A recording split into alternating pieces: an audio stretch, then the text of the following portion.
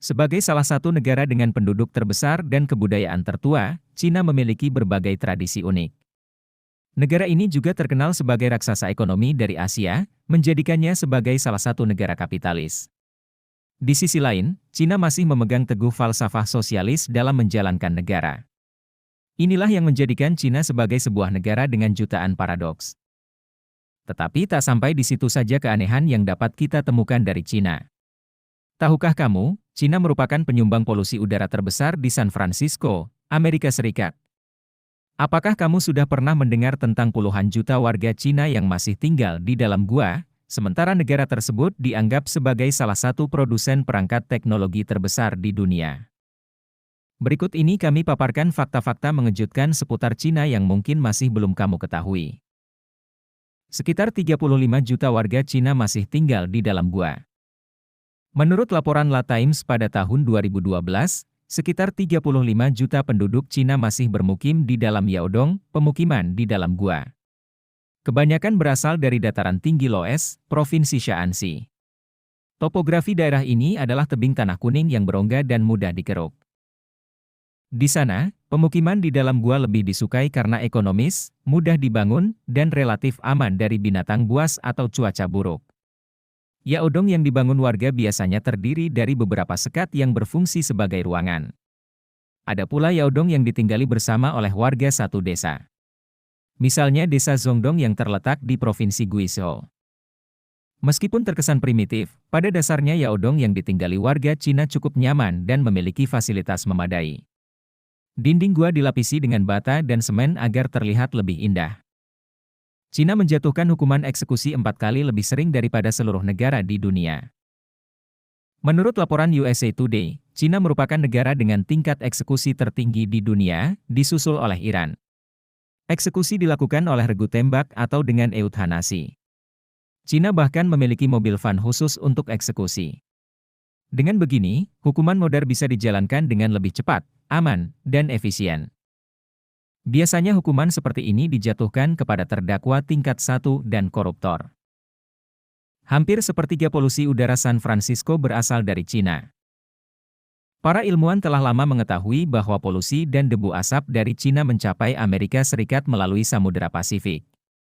Namun besarnya polusi, kiriman, dari Cina baru diketahui pada tahun 2010. Menurut laporan The Wall Street Journal, makalah yang diterbitkan oleh American Chemical Society tersebut mencoba melacak polusi berupa debu partikulat halus yang berasal dari Asia Timur dengan metode geokimia khusus. Hasilnya, sepertiga dari polusi mencemari udara San Francisco berasal dari Cina. Cina memang terkenal sebagai salah satu negara dengan polusi terparah di dunia. Pada tahun 2023, jutaan pria Cina akan menjadi perjaka tua. Pada tahun 2023, Cina bisa memiliki 30 juta hingga 40 juta penduduk laki-laki yang tidak dapat menemukan istri. Perkiraan ini dikemukakan dalam makalah berjudul Mariage, A History, How Love Conquered Mariage yang ditulis oleh Stephanie Cons. Pasalnya, Cina tengah mengalami krisis penduduk wanita. Cina sempat mengalami ledakan jumlah penduduk. Namun pada tahun 80-an, negara ini menerapkan program keluarga berencana yang sangat ketat. Keluarga-keluarga di Cina hanya diperbolehkan memiliki sedikit anak. 1 anak untuk keluarga yang bermukim di desa dan 2 anak untuk yang tinggal di kota. Karena kebudayaan Cina menganggap anak lelaki lebih penting daripada anak perempuan, akhirnya jumlah kasus aborsi terhadap bayi berjenis kelamin perempuan jadi meningkat tajam. Sekarang, jumlah penduduk pria di Cina jauh lebih banyak, sehingga prospek untuk mendapatkan jodoh semakin sulit. Setiap 5 hari sekali, sebuah gedung pencakar langit baru dibangun di Cina. Menurut laporan Southern Metropolis Daily, statistik tahun 2023 menunjukkan bahwa lebih dari 500 gedung pencakar langit di Cina sedang dalam tahap pembangunan. Berarti, rata-rata satu gedung pencakar langit akan selesai setiap 5 hari dalam 3 tahun. Sekitar 80% gedung pencakar langit ini dibangun di kota yang pembangunannya belum begitu maju. Cina menganggap bangunan sebagai simbol kemakmuran dan kekayaan. Semakin tinggi gedung yang dibangun, semakin bergengsi pula kesan yang dihasilkan. Pemerintah daerah memainkan peran penting dalam menentukan ketinggian bangunan.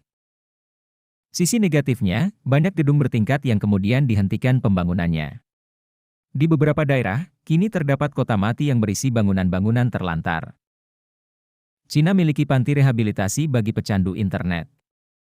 Menurut laporan Time, tingkat kecanduan terhadap internet di Cina telah mencapai tahap mengkhawatirkan. Hal ini terutama terjadi pada generasi muda.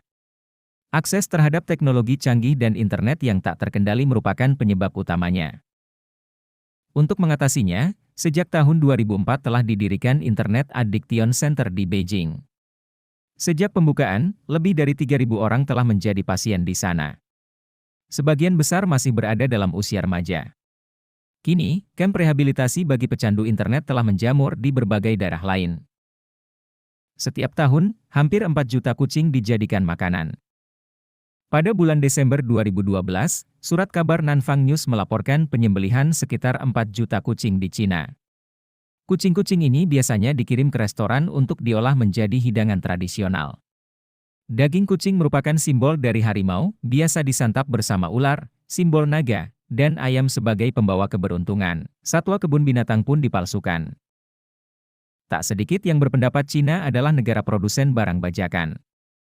Tak hanya beredar di luar negeri, warga Cina sendiri banyak yang tertipu dengan produk bajakan. Contohnya adalah kasus iPhone 7s beberapa waktu lalu. Seorang konsumen di Cina tertipu saat melakukan pembelian online.